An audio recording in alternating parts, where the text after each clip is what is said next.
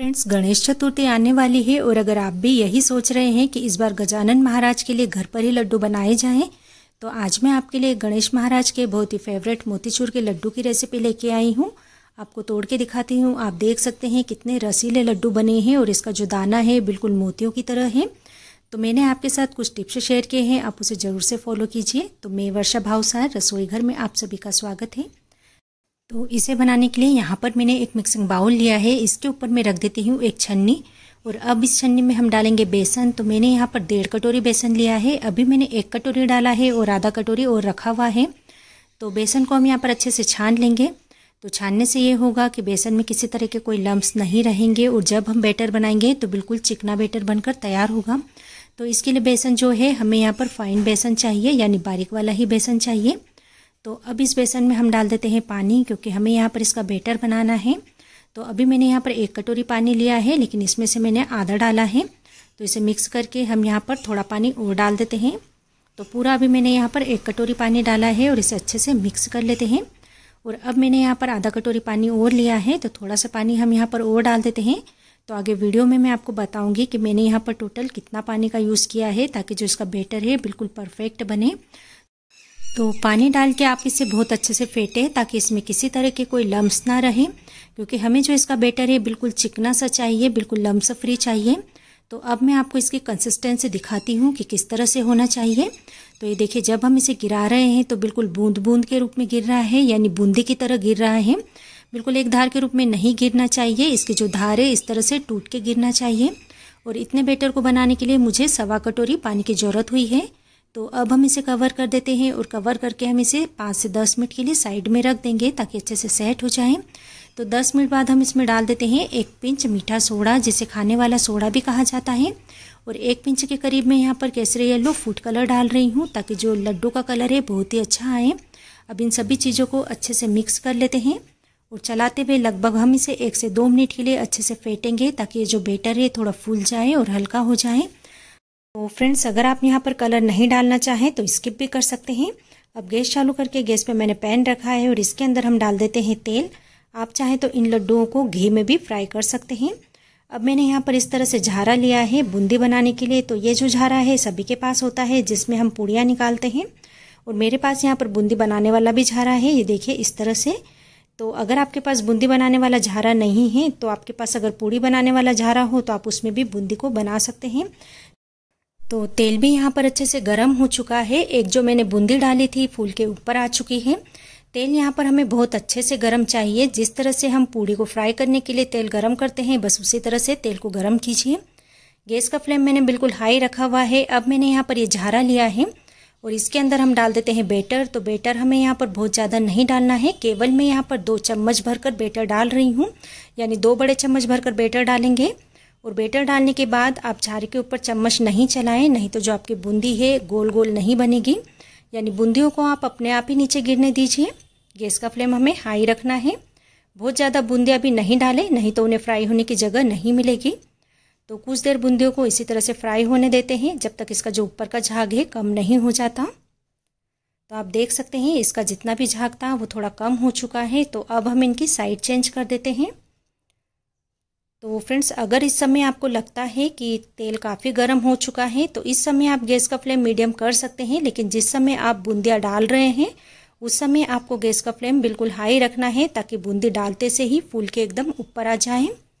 तो दोनों तरफ से अलट पलट करते हुए हम इन्हें अच्छा सा फ्राई कर लेंगे। इसका थोड़ा सा कलर चेंज कर लेंगे, बहुत ज़्यादा लाल कलर के भी नहीं करना है हमें।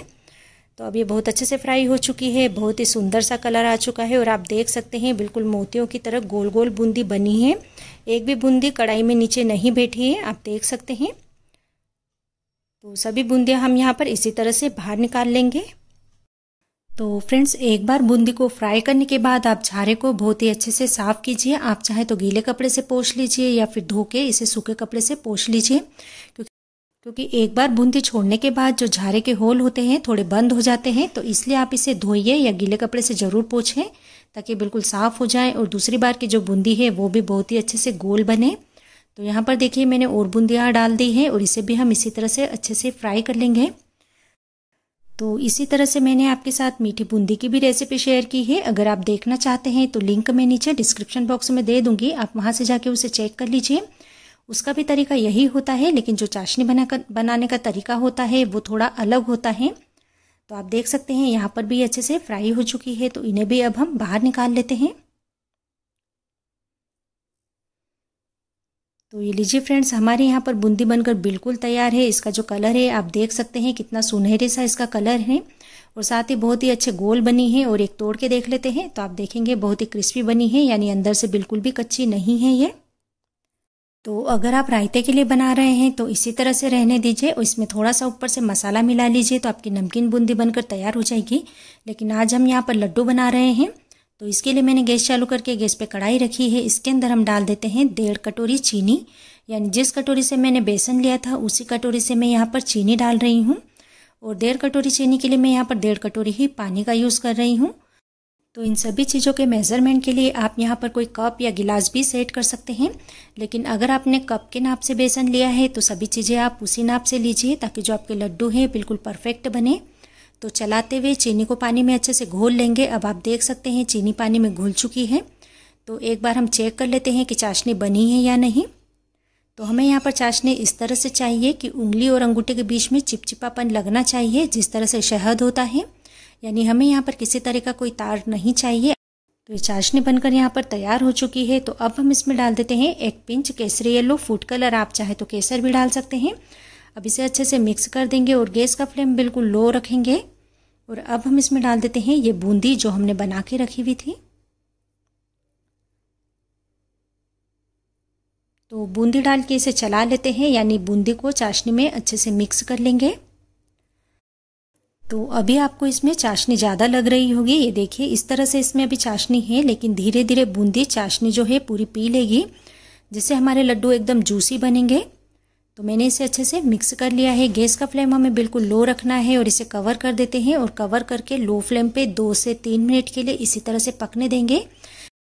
तो कुछ देर के बाद आप देखेंगे बूंदी जो है अच्छे से सॉफ्ट हो चुकी है और बूंदी ने पूरा रस पी लिया है। तो गैस का फ्लेम मैंने अब ऑफ कर दिया है, और अब हम इसमें डाल देते हैं कुछ ड्राई फ्रूट्स। टोटली ऑप्शनल है, आप डालना चाहे तो डालें, नहीं तो स्किप भी कर सकते हैं। तो मैंने यहाँ पर थोड़े से मगज के बीज और थोड़ी सी मैंने यहाँ पर पिस्ता डाली है। इसी के साथ आधी चम्मच हम डाल देते हैं इलायची पाउडर, और अब मैं यहाँ पर डाल रही हूँ 1 चम्मच देसी घी। तो अगर आप बूंदी को घी में फ्राई कर रहे हैं तो इस समय आपको यहाँ पर घी डालने की ज़रूरत नहीं है, लेकिन मैंने बूंदी तेल में फ्राई की थी, तो थोड़ा सा घी डालने से इसका जो टेस्ट है बहुत ही अच्छा बढ़ जाएगा। ऐसा लगेगा जैसे हमने बूंदी को घी में ही फ्राई किया है। तो इसे अच्छे से मिक्स कर लेते हैं, और अब हम इसे फिर से कवर कर देंगे, और कवर करके हम इसे करीब 2 मिनट के लिए इसी तरह से छोड़ देंगे, ताकि थोड़ी सॉफ्ट भी हो जाए और थोड़ी सी ये ठंडी भी हो जाए। आप देख सकते हैं बूंदी जो है बहुत ही सॉफ्ट हो चुकी है। तो इसे कवर कर देती हूँ और 1 से 2 मिनट के लिए छोड़ देंगे। तो अब ये जो बूंदी है लड्डू बनाने के लिए बिल्कुल तैयार हो चुकी है।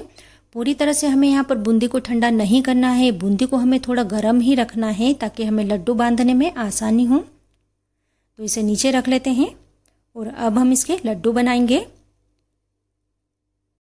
तो इस समय ये इतनी गर्म है कि हम इसे हाथ से आसानी से छू सकते हैं, यानी बहुत ज़्यादा गर्म भी नहीं है और बहुत ज़्यादा ठंडी भी नहीं करना है। तो लड्डू का जो साइज़ है आप अपनी मनपसंद थोड़ा सा छोटा है या थोड़ा सा बड़ा रख सकते हैं। तो यहाँ पर देखिए मैंने एक लड्डू बना के तैयार कर लिया है। आप देख सकते हैं इसके जो लड्डू है कितने आसानी से बंध रहे हैं, बिल्कुल भी हमें यहाँ पर बांधने में प्रॉब्लम नहीं हो रही है।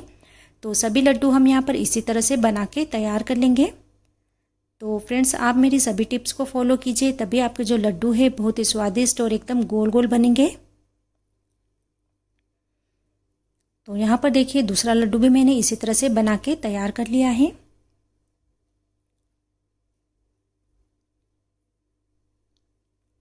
तो जो बाकी बचे हुए लड्डू है वो भी हम यहाँ पर इसी तरह से बना के रेडी कर लेंगे। तो इस बार की गणेश चतुर्थी पे आप घर पर ही लड्डू बनाइए और अपने गणेश महाराज को भोग लगाइए। तो ये देखिए सभी लड्डू मैंने यहाँ पर बनाकर तैयार कर लिए हैं। बहुत ही स्वादिष्ट और एकदम रसीले लड्डू बने हैं। तो फ्रेंड्स, आज की रेसिपी आपको कैसी लगी कमेंट बॉक्स में ज़रूर से बताइए। और अगर अभी तक आपने मेरे चैनल को सब्सक्राइब नहीं किया है तो जो नीचे लाल बटन है उसे क्लिक करके चैनल को सब्सक्राइब कीजिए तो अगर आप मेरी सभी वीडियोस फेसबुक पे देखते हैं तो फेसबुक पेज को फॉलो कीजिए, वहाँ पर मैं इसी तरह से नई नई वीडियोस लेके आती रहती हूँ। और अगर वीडियो पसंद आ रही है तो अपने फ्रेंड्स और फैमिली में ज़रूर से शेयर कीजिए। तो मिलते हैं एक नई रेसिपी के साथ।